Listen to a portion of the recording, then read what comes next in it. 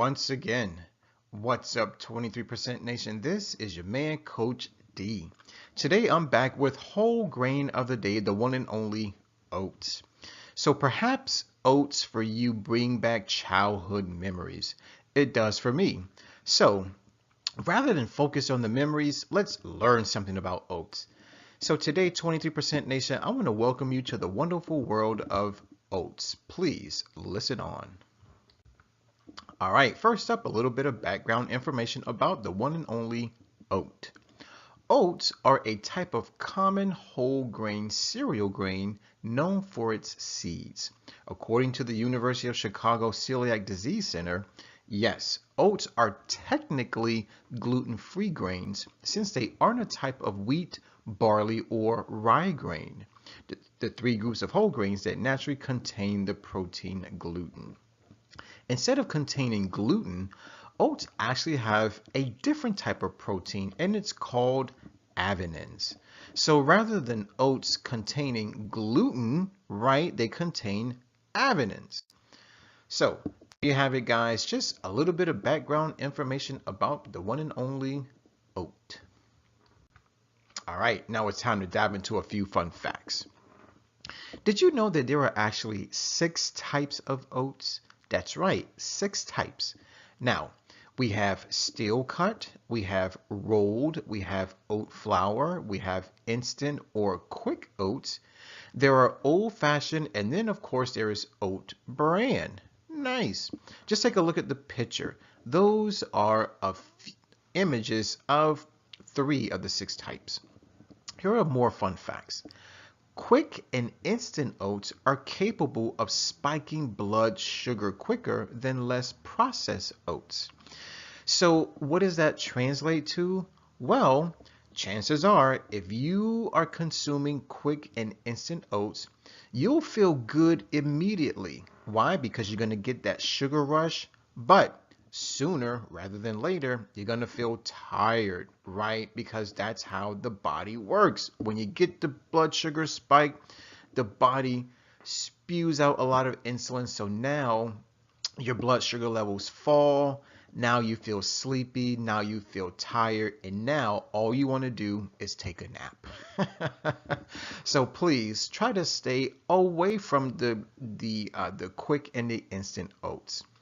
And lastly, steel cut or rolled or old-fashioned oats have the least impact on blood sugar and insulin levels. So that's the good news. So if you're trying to figure out which type of oat is best, it's easy. Go with the steel cut or the rolled or the old-fashioned oats. Why? Because they're going to have less of an effect on your blood sugar levels. So in other words, you'll have sustained energy throughout the day. So there you have it, guys. A few fun facts about oats. All right. Now I decided to include a new slide. Why? Because we're talking about oats, and if you look at whole grains in total, oats are probably one of the most popular. So I thought you guys would appreciate this information. So when we talk about how to buy and cook oats, here are a few things that you need to look out for. Look for certified gluten-free oats to avoid gluten contamination. Also, look for rolled or old-fashioned oats and no added sweeteners or flavors. Next up, check the ingredients label carefully to make sure there's no flavoring, no preservatives, or chemical sweeteners added. Also, the sugar content should always be 0 for pure oats, right? So if while you're looking at the food label, if you see a lot of sugar, please put it back on the shelf. Don't eat it. And lastly, because I know a lot of people, when they're trying to cook oats, they have an issue with how much water to add. So as a quick rule of thumb, always use a 1 cup to ½ cup ratio. So what does that mean? 1 cup of water to every ½ cup of oats. So there you have it, ladies and gentlemen, a few tips as to how to buy and how to cook oats. All right, now it's time to dive a little deeper into the 520 rule. Guys, basically the 520 rule pertains to food labels. That's right, food labels. Ultimately, the 520 rule is a guide. It's a guide that lets you know whether or not a food item is a good source or not a good source of any particular nutrient. And when we're talking about the 520 rule, we primarily want to pay very close attention to the percent daily value, abbreviated percent DV. Now, if you take a look at our diagram, notice that percent daily value, the column, is highlighted in what we may call a dark pink, maybe a light purple, maybe even lavender, right? And notice that there are certain percentages next to certain numbers, okay? Or shall I say next to certain words. So here's what you want to focus on. If a food item offers anywhere from 0% to 9% of any particular nutrient, then it is considered not a good source of that particular nutrient. If it offers 10% to 19%, then it is a good source of that particular nutrient. Lastly, if the food item offers 20% or more, then it is considered an excellent source of that particular nutrient. Now, let's go back to our diagram. Notice that a few nutrients are highlighted in yellow: total fat, cholesterol, and sodium. Well, understand this. Total fat, cholesterol, and sodium don't always do the body so good. So when it comes to those three, we want to make sure that their percent DV is between 0 and 9%. However, if we take a look at dietary fiber, vitamin A, vitamin C, calcium, and iron, well, we want those percentages to be higher. Why? Well, because those nutrients do the body a lot of good. All right? So, in a nutshell, make sure that the percentages for total fat, cholesterol, and sodium are on the lower end, whereas the vitamins and your dietary fiber and your minerals, make sure that they're on the higher end. So there you have it, guys. Just a little bit of information about the 520 rule. All right, so now that we're aware of the 520 rule, we can now pay a little closer attention to the nutrition facts. So here we go, guys. A half cup of rolled oats is considered one serving. Now, even though it says half cup, you want to make sure that it's a half cup of cooked oats, okay, not raw oats. So in this half cup, we're going to get about 154 calories, about 28 grams of carbs, 5 to 6 grams of protein. What? That's right, guys. And you didn't think plant foods had protein. Also, 1 to 2 grams of fat, not a lot. And look at this, 4 to 5 grams of fiber. Amazing. Now, let's focus more on the vitamins and the minerals. Next up is manganese, coming in at a whopping 73%. That's a super excellent source. Phosphorus coming in at 16%. It is a good source. Selenium, 16%, good source. Magnesium, 14%, good source. Thiamine, 12%, good source. Both iron and zinc coming in at 10% DV, which makes this serving of oats a good source of iron and zinc. And then we have copper coming in at 8%, and then we have pantothenic acid coming in at only 5%. So remember, if the percent DV is anywhere from 0 to 9%, then it is considered not a good source of that particular nutrient. So there you have it, ladies and gentlemen, the nutrition facts of oats. All right, now let's dive into the health benefits. But before we do, I want to very quickly talk with you about something that you may not have ever heard of before. It's called the principle of cause and effect. It's basically one of the principles, or we can say laws, of the natural universe. Now, for those of us who dive deeply, you may know this as one of the 7 Hermetic principles. And basically the principle of cause and effect simply states that every cause has its effect and every effect has its cause. There is no such thing as luck and or chance. In other words, everything happens for a reason. So, what does that all translate to? If you want to be healthy, you have to cause it. You have to put the right stuff in your body in order to get the best results. So, once you put in all the nutrients from oats into your body, this is what happens. It lowers your cholesterol. It provides filling fiber. It improves digestion. It increases immunity. It has a low glycemic score compared to refined grains. Now that's excellent news for people who are diabetic. Also, oats provides trace minerals like manganese and phosphorus. And lastly, it is a higher source of protein compared to most grains. So, ladies and gentlemen, if you're looking for a high protein whole grain, then please don't be afraid to include more oats in your diet. All right, now it's time to go to our website for everything vegan. Say hello to forksoverknives.com. By the way, there is a movie. It's entitled Forks Over Knives. I highly recommend that you check it out. So I went to the website like I always do, and I did just a little bit of research, and look at what I found. Two amazing vegan oat recipes that I want to share with you right now. Now the first one is entitled The Perfect Vegan Carrot Cake. Wow, who doesn't love carrot cake? Look at the picture. Looks delicious. And then the second recipe is chocolate, pistachio, mint, and strawberry rose bliss balls. Look at that picture. It looks yummy. Now here's the great thing is that if these images as well as the titles if they have wet your palate, then all you have to do is click on the description box right underneath this video. And I'm providing you with a direct link to these recipes. Now, if you decide to check it out, this is what you're going to find.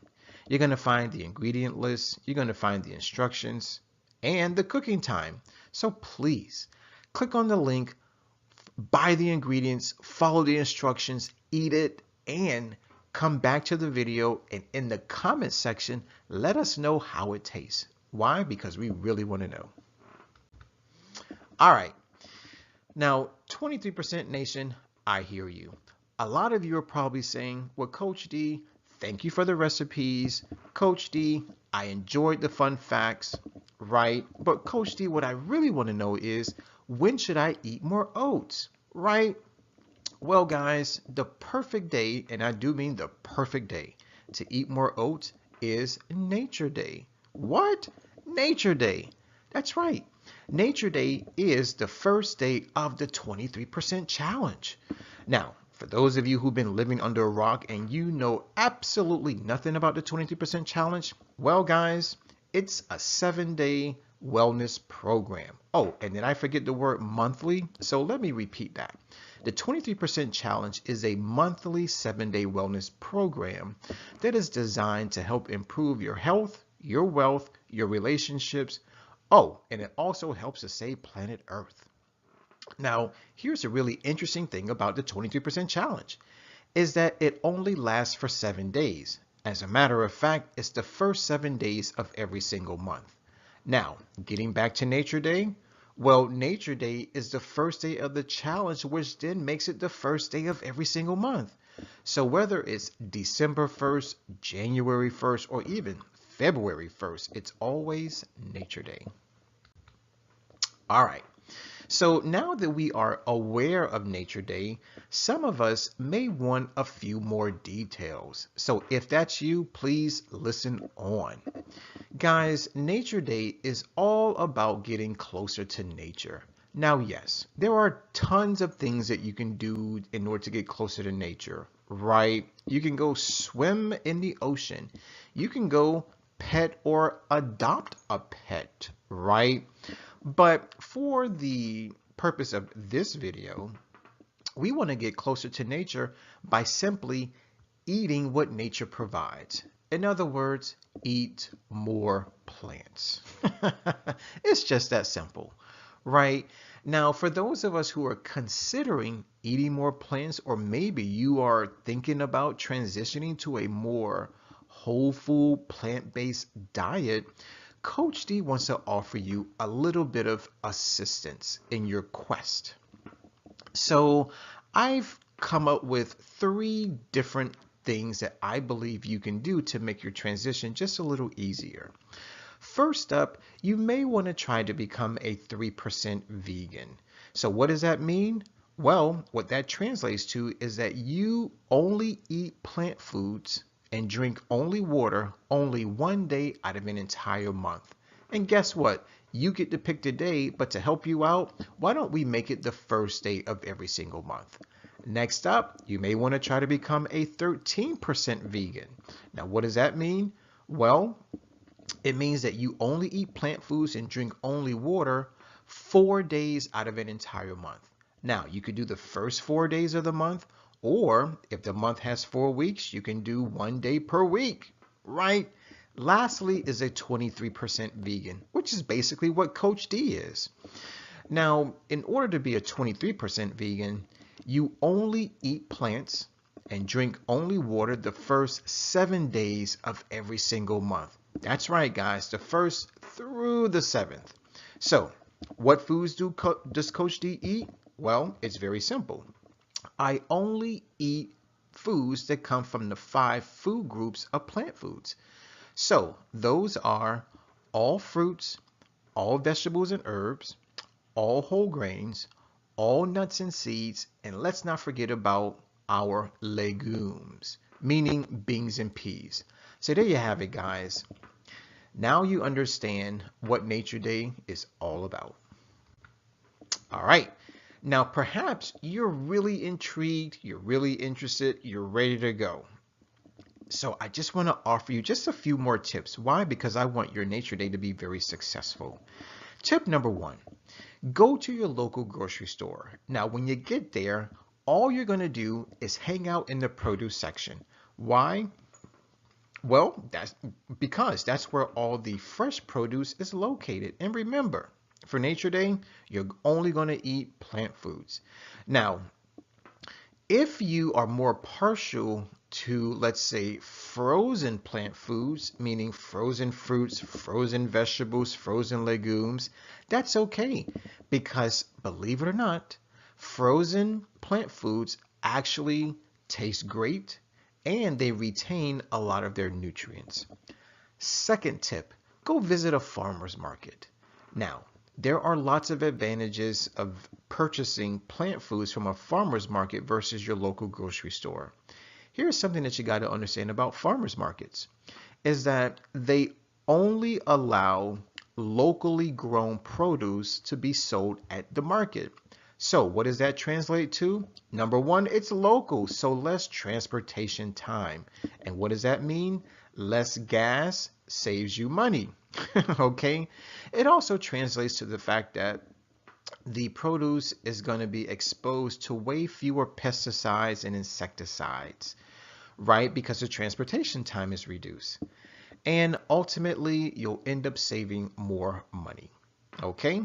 Next up is, while you're in your local grocery store, go over to the prepared dishes section. Now, this tip is for those of us who don't necessarily know how to cook plant foods or don't want to cook plant foods, right? Let somebody else do the cooking.